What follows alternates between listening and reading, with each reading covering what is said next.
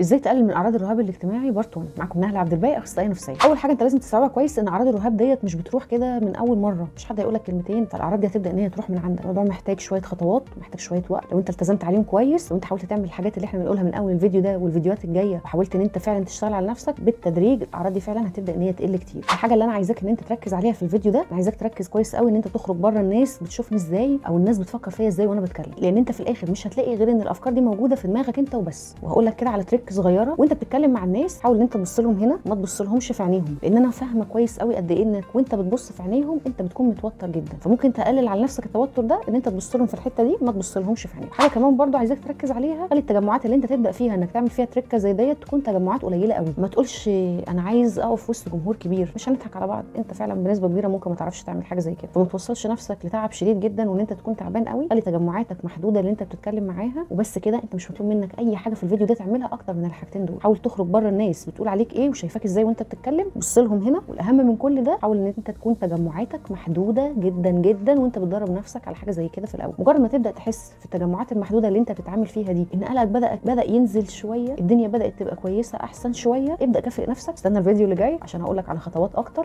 عشان لما هتعملها ان شاء الله تقلل من عندك الرهاب الاجتماعي. لو ما عرفتش انت تعمل ده لوحدك ما تترددش ولو لثانيه واحده ان انت تلجا لجلسات العلاج النفسي. ولو عاوز تحجز جلسه علاج نفسي اونلاين هتلاقوا لينك الحجز موجود في البروفايل اللي موجود تحت اسمي بالظبط.